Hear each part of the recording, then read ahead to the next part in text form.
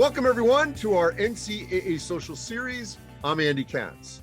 This is our 100th episode, and we're pleased to be joined by three incredible student athletes that have accomplished quite a bit and still more to come, both on the field of play, with their universities, and in the real world. So joining me, Ryan Cassidy. He is our real world person here. We'll get to that momentarily. Played football at Rutgers, has finished his career. So is he our Division I student athlete representative. Wiley Cain, biology major and a football player at Kentucky Wesleyan, a junior, still has another year of eligibility in Division II. And Megan Koch, she's a molecular biology major, cross-country track athlete in Division III at Colorado College, still has at least one more season here in the spring in track to compete as a senior. All right, to the three of you, and as you guys know the drill, we're gonna have a little conversation here about the importance of the student athlete experience as members of SAC. What does that mean, where we are, and going forward? So I will look to our esteemed elder statesman here, Ryan, with the professional glasses that you have right now. Let's start with you. Your overall experience as a student athlete, how would you rate it, and where are we going at this point?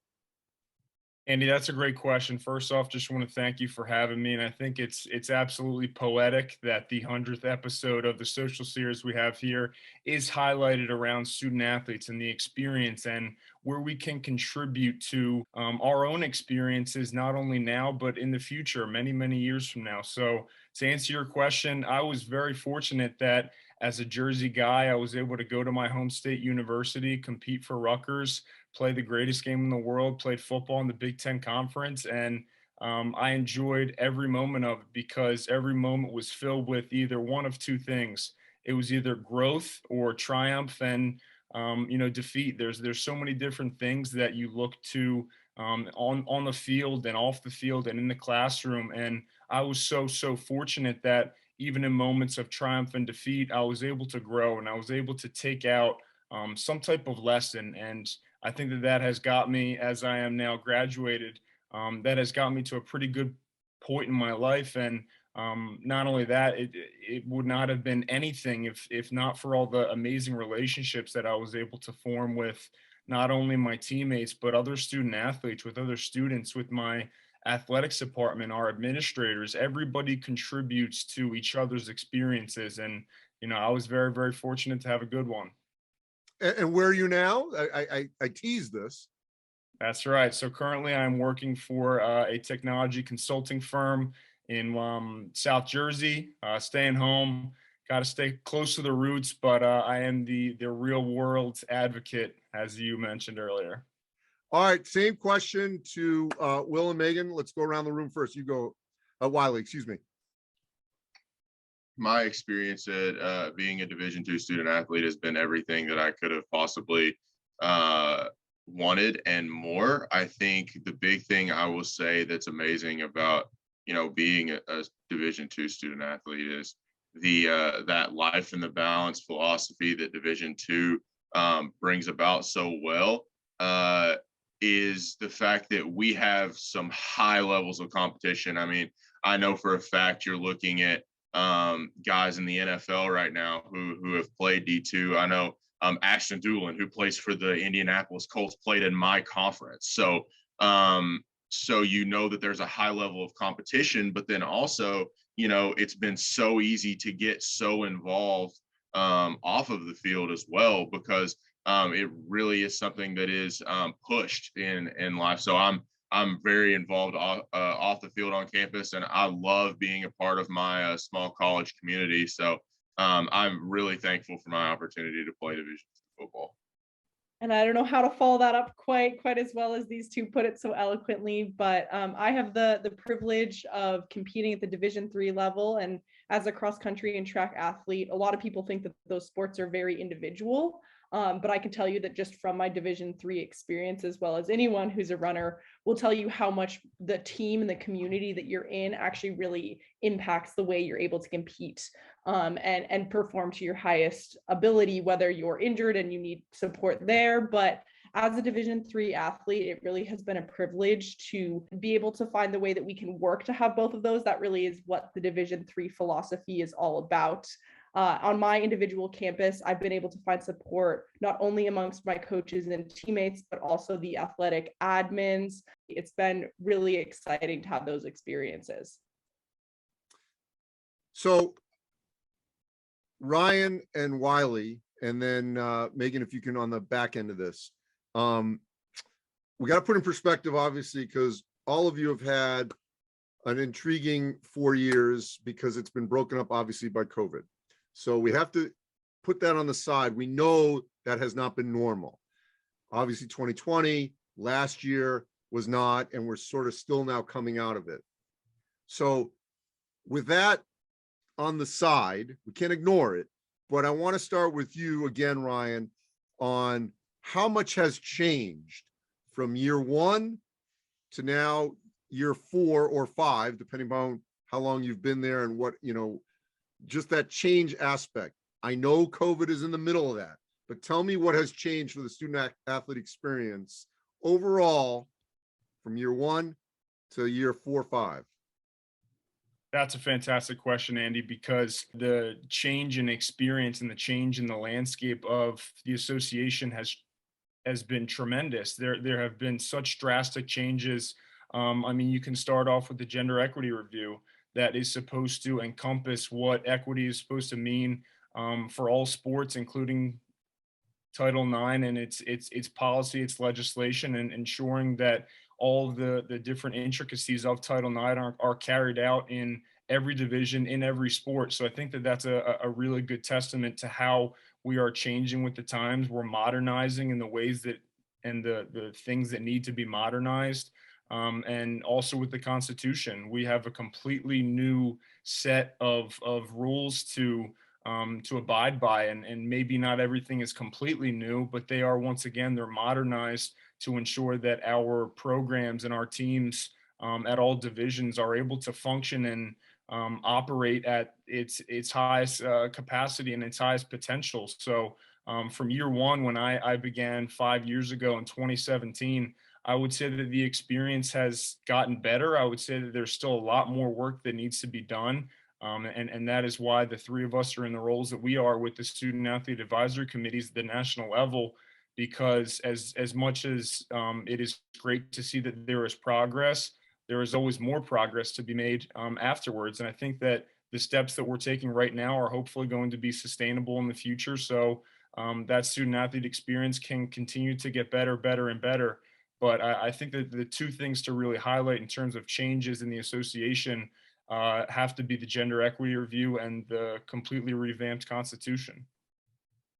Wiley and Megan, on the back end, give me something tangible. What has literally changed in your lives as student athletes, year 1 to now year 4 or 5? I would say that the student athlete voice, the way that we're able to utilize our voice, has increased drastically from when I came in as a freshman to now sitting here going into my senior year of college. Division II still remains as the only division where the student athletes have a voice, a literal vote on the division convention for. But as Ryan talked about with the new Constitution, the implementation of more steps and more ways for the student athlete to give their opinion, for the student athlete to get their voice across, has been completely insane to me too. For me to watch and for me to see how the NCAA as an organization has reached out time and time again, repeatedly to student athletes and said, this is a change, and honestly, so from my perspective, I see that it's a change that could be made without asking the student athletes for their opinion and just say, hey, deal with it.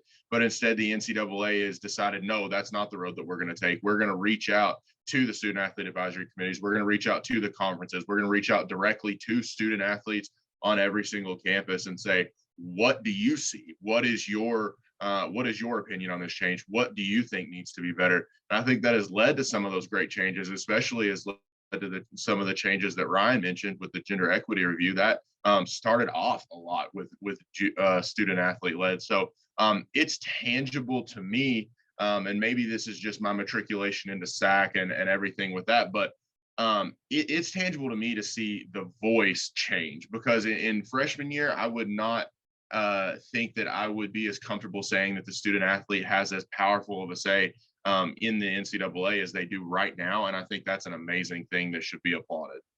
The two big things that I've seen change are student athlete advocacy and autonomy. I think along with what we've seen that both Wiley and Ryan just answered, we've also seen name, image, and likeness enter this landscape.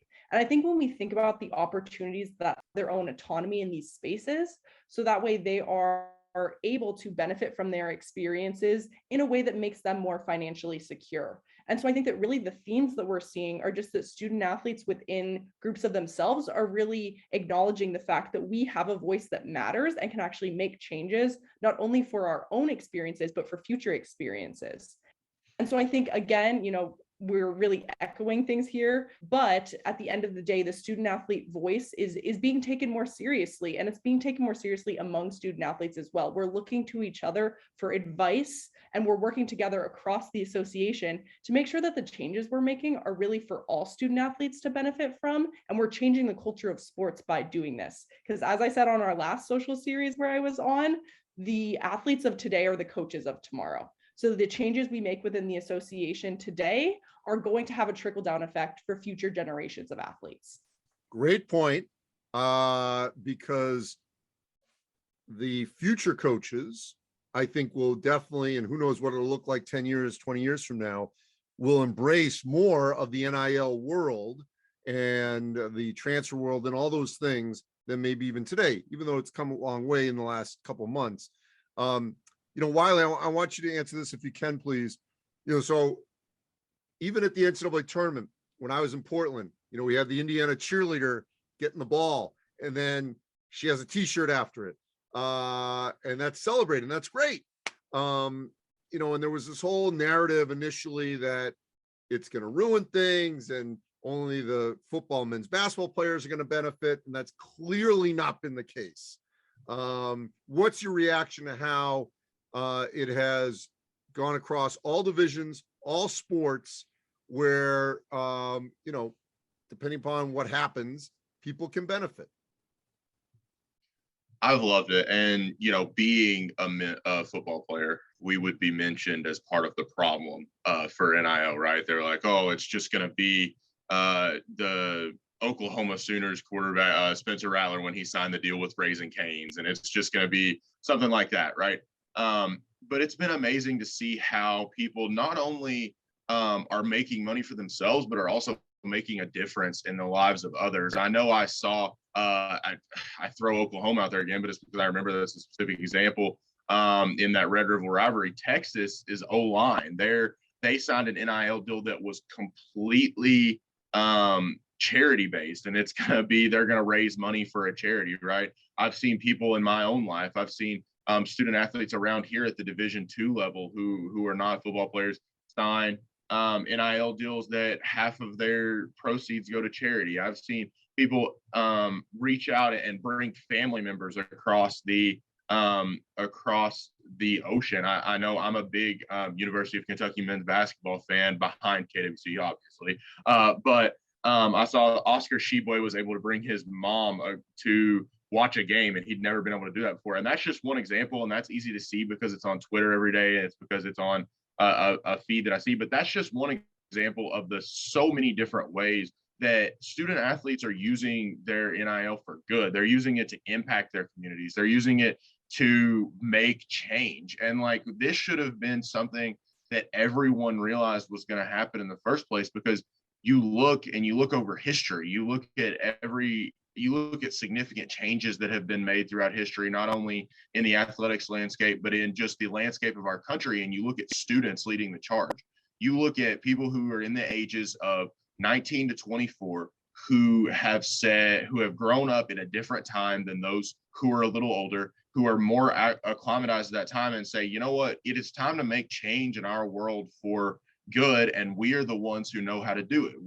old enough, it's time for us to take the mantle. And you see that with NIL now. It's not only people being selfish and saying, hey, I'm going to go make myself a millionaire. You know, obviously that sort of thing has happened, but you see so many people just using their gifts, their attributes, their abilities to make lives better. And I just want to give one final little example because it hits so close to home for me.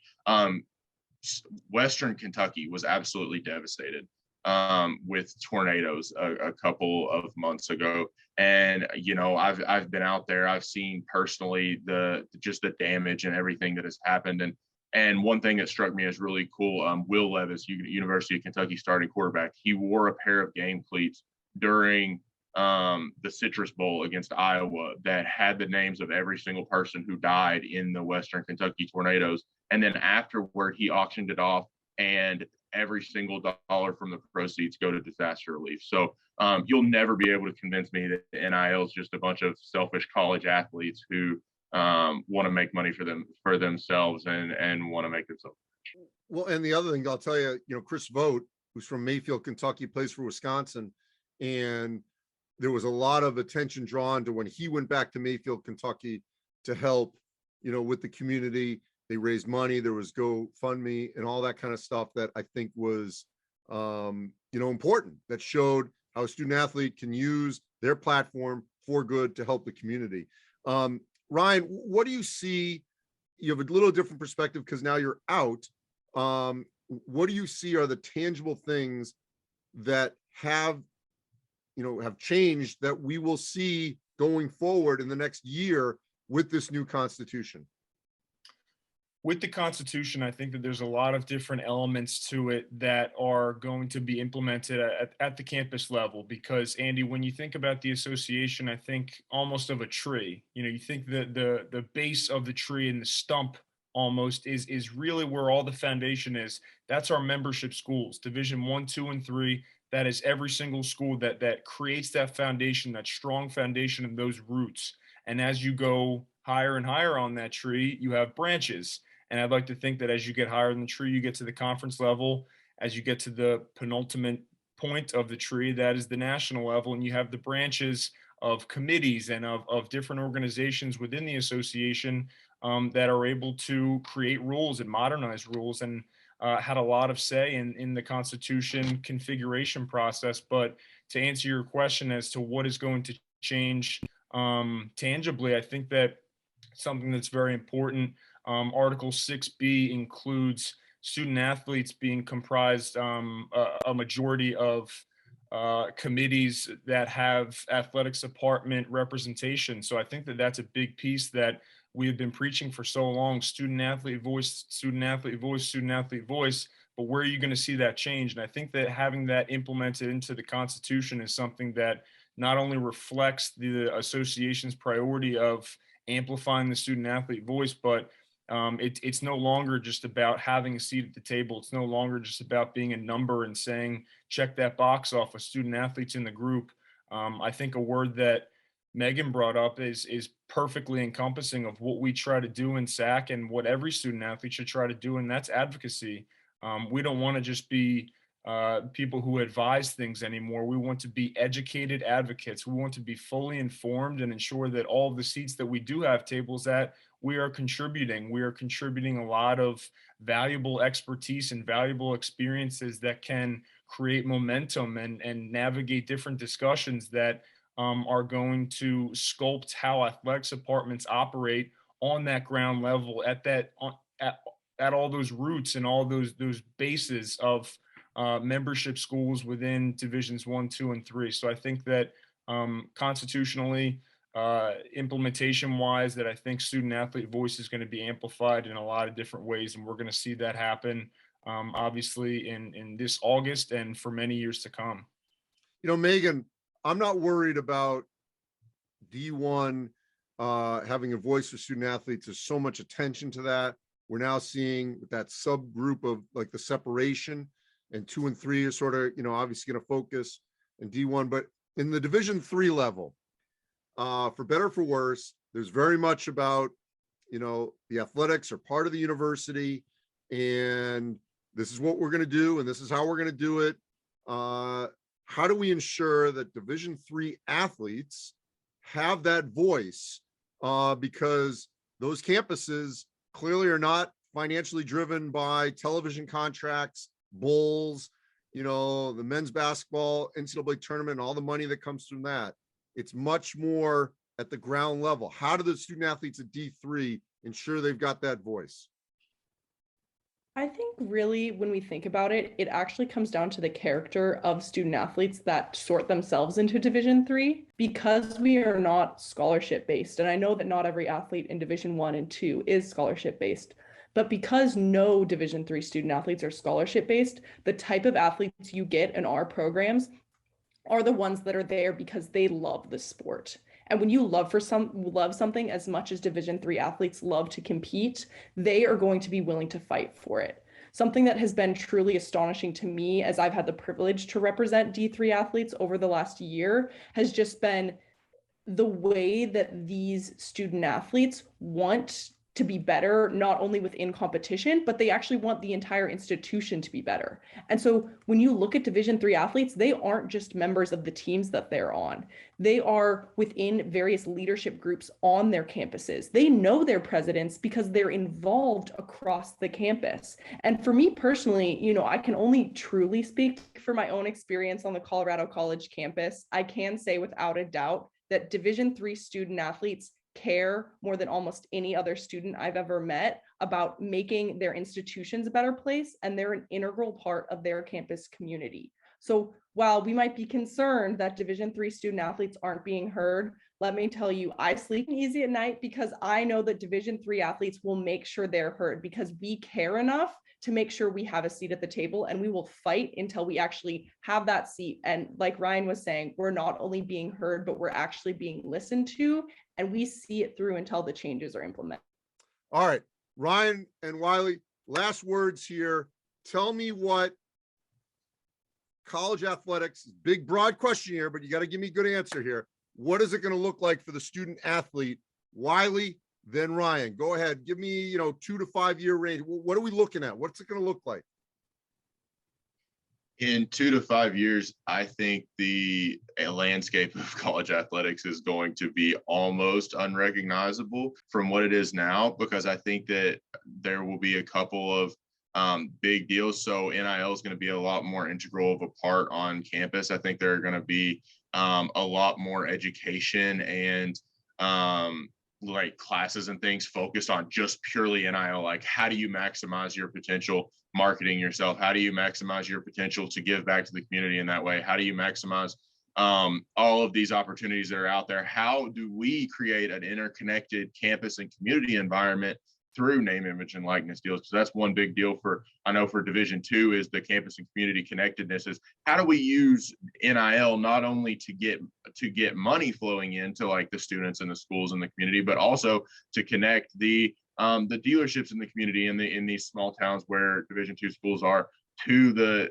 university. And then also I'm going to say that I think that the NCAA is going to make extremely good steps forward in the gender equity section of what we're looking for right now. So I think that women's sports in particular are going to take many steps forward. I know that in the last 10 years, there have been light years forward in women's sports, but I think they're going to continue that in 5 years. So I think the two biggest things I'd say that in 5 years are going to look different is that, student athletes are going to come in on NIL deals and they're going to know exactly how to navigate those. And NIL is going to be a huge part of just daily life on campus. And then also I think that women's sports are going to be seeing a lot more equity in the athletic field. Okay, so 2 to 5 years, I envision the NCAA encompassing really one word for student athletes, and that's prosperity. Wiley hit two really, really important topics that our name, image, and likeness is going to grow. There's going to be more opportunities for student athletes. Number two, the gender equity review is going to be reflected in every sport, on every single campus, in every conference, at every single championship. Flexible transfer laws, more roles for student athletes at the campus, conference, and national level. Student athletes are going to be able to prosper in whatever capacity they put themselves in. I think Megan did a really good job of saying, as long as that seat is there, the go-getters, the student athletes that really want to go and make a change in not only their lives and their experiences, but the lives of their teammates and their conferences and their division and the association wide.